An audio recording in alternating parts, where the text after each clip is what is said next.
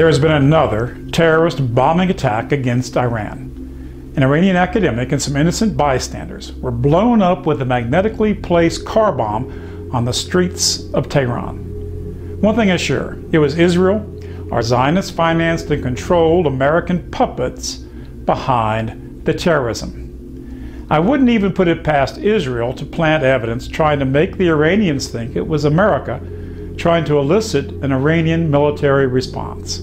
But make no mistake, it was terrorism. Imagine if Iran had bombed an American scientist on American streets. Imagine if an Israeli scientist was bombed on a street in Tel Aviv. You'd hear no end of the evil, terrorist state of Iran. But how did our Zionists influence the globalist media report this terrorist attack? The most influential newspaper in the world is the New York Times. It's owned by Zionists, run by Zionists. How did the New York Times report the attack? Here's the actual headline. Iran reports killing of nuclear scientist in, quote, terrorist blast. Note how they manipulate us even in the headlines. The word terrorist is in quotation marks. Would the media put terrorist in quotation marks if Iran had blown up some Americans on our streets? Here's the Washington Post story. Not one time did the Post use the term terrorist or terrorism to describe the bombing and murder.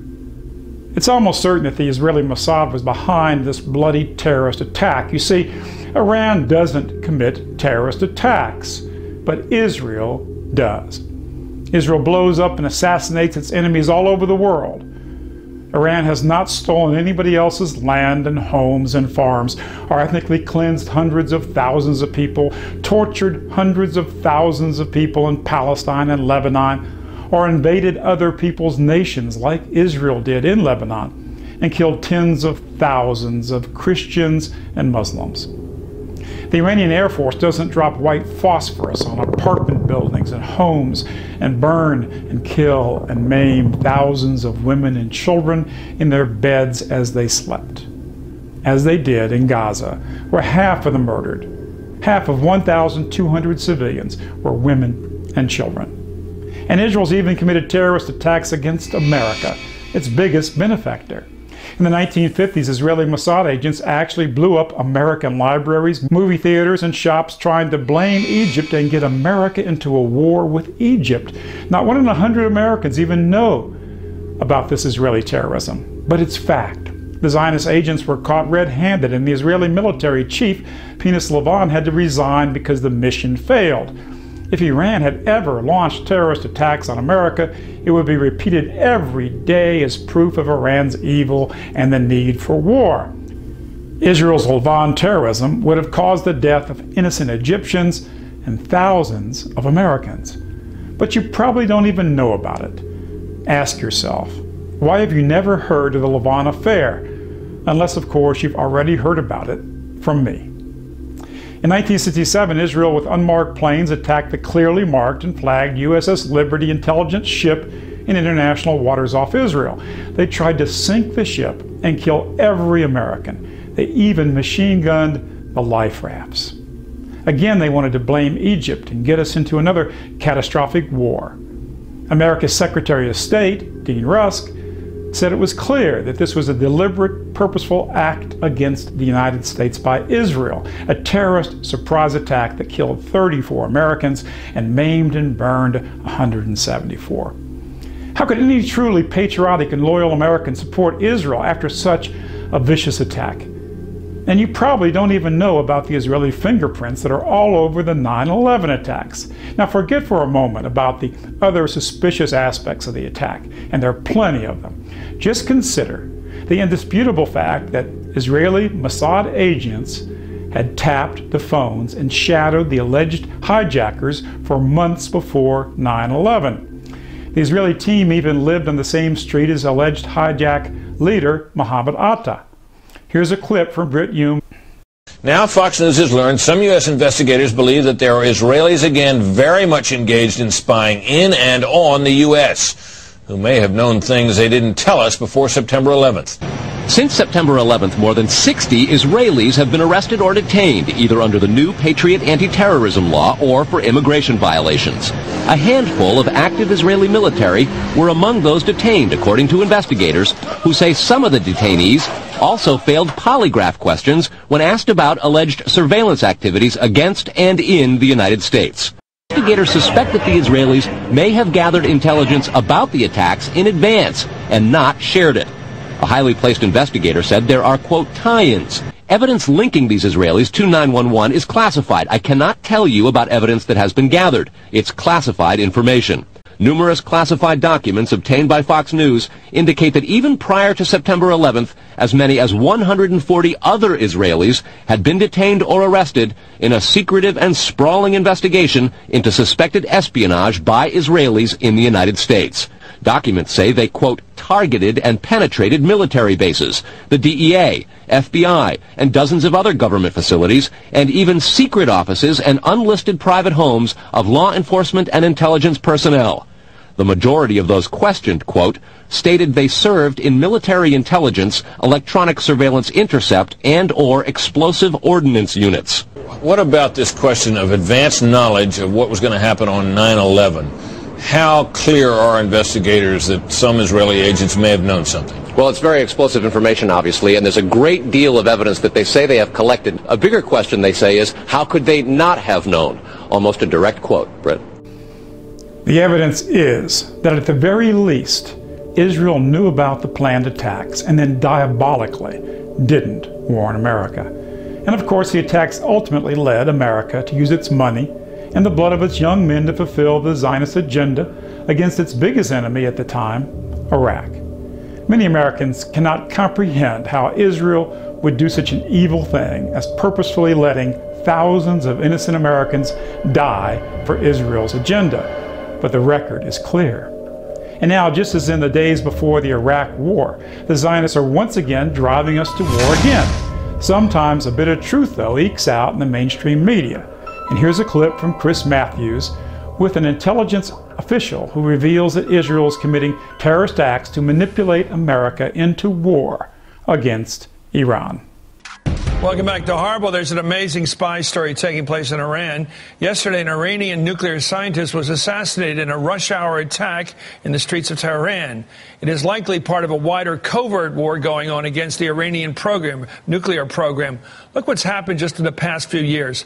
At least 5 scientists have been targeted in similar attacks. One of the scientists survived. The others were killed. A number of mysterious explosions have been reported at sites thought to be military complexes. One of the attacks killed a top missile expert. No country has taken responsibility for any of these attacks on the Iranian nuclear program, but Iran has accused the United States and Israel. So what's going on here? Robert Baer is a former CIA officer in the Middle East. He's now an intelligence columnist for Time magazine. Generally, what's going on? Will these attacks have a pattern? Does it have the fingerprints of Mossad, the Israeli agency? Oh, it's undoubtedly the Israelis. It couldn't be anybody else. You just look at the target. The Israelis, as far as I can see, are trying to provoke the Iranians into doing something. It's almost as if the intention is to get the Iranians to fire a missile at an oil tanker in the Strait of Hormuz, which would cause a wider war. It would force the United States. Why would that help us? It wouldn't help us. It would help them because the Israelis would force us into hitting the Iranians, hitting back, and that's exactly what they want. Oh, you think it's Israel trying to get us into this thing? Let's go right now to NBC's chief foreign correspondent, Richard Engel. Richard, you had a report on the nightly news last night. Give us the gist of it. Where are we at on this thing? If you want to hit Iran and you need a context to do that, you need a pretext to do it, the way to do that is by forcing Iran into a corner, forcing your adversary to make some sort of aggressive move, and then everyone will think you are correct when you respond with force. How can the United States not see this as adversarial by Israel to try to hook us into a war, Richard? If that's the case, if Bob Baer is right in saying this is an attempt, a three-way move to try to get us in by getting the Iranians mad at us, by the actions they take in terms of these assassinations, if that's seen to manipulate us into a war we don't want to get into, how can we not see that as relatively, well, from an ally, certainly a hostile? Chris Matthews is obviously shocked by all this, but he does not dare condemn Israel for trying to create a war which would cost the lives of thousands of Americans and Iranians and trillions of dollars cost to America and to the world. Of course, Iran's nuclear program for electricity is perfectly legal. Iran has signed the Nuclear Non-Proliferation Treaty. It has allowed complete inspections. Who's the real nuclear rogue state? Israel has not signed the Non-Proliferation Treaty. It has not allowed inspections. It has huge stockpiles of biological, chemical, and nuclear weapons. And Israeli officials have even threatened to use its nuclear weapons. Even the top 17 intelligence agencies of America, the National Intelligence Estimate, declared last year that there's no evidence that Iran is trying to build nukes. An American commission, though, has found that Israel, in defiance of America, has a huge stockpile of nuclear weapons. Iran naturally wants to produce its own fuel to make its own electricity. It knows that if the Zionist-influenced powers can control the nuclear fuel for their reactors, that Iran can be blackmailed to do whatever the Zionists want. And that's the real reason for the push to war against Iran. It is simply because Iran, more than any other nation on earth, stands up to Zionist Israel and the Zionist globalist power and their crimes. It is the same reason why they drove us to war against Iraq, because Saddam dared to support the Palestinians. They called Saddam Hitler. And now they call Ahmadinejad Hitler. And the truth is that if Santa Claus wanted to help the Palestinians, they'd call him Hitler too. The truth is that Israel is the real terrorist state, and Israel gets away with all this evil. Why? Because the same supremacist tribe that runs Israel dominates the American and globalist media like the New York Times and Washington Post.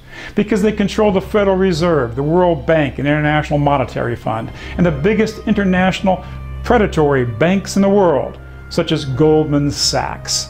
And because they have bribed and infiltrated and unduly influenced scores of politicians and bureaucrats around the world. Even though Iran has suffered from repeated terrorist attacks from both the CIA and Israel over the years, it has been very restrained. Imagine if Iran made terrorist attacks in America, like the bombing in Tehran recently. America would have already bombed them in retaliation. Israel's terrorism against Tehran is not only an international crime against that country, it's a crime against America, as it's trying to provoke an Iranian response against America and a war that would be devastating to Iran and the world. Iran understands that Israel exists because of their control over American foreign policy. They understand the responsibility in regard to Israel of America. A war with Iran would be devastating to Iran, America, and the entire world. And these insane Zionist extremists, in their bloodlust, can't even see how it will also be devastating to their own Jewish people as well. The real rogue state, the real enemy of peace, it's not Iran, it's Israel. We need sanctions not against Iran, but against Israel. The Zionist fifth column has infiltrated our government, our media, and now controls the finances of the United States and Europe. And they want to control the finances of Iran too.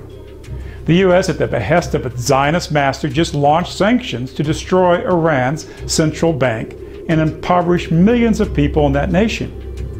You see, Zionist globalism is the great danger to us all and to all humanity. The Zionists admit that the Iranian government uses the sale of its oil to help feed their people. So they've admitted they want to purposely starve millions of innocent people in support of Zionism. Zionism is just as much a danger to Americans and Britons and Frenchmen as it is to the people of Iran. But I believe you can recognize the truth when you finally hear it. If you and all of us spread this truth in this video, we can help avoid a horrific war that would cast the world into hell. I'm doing all I can, but it's really up to you. What will you do?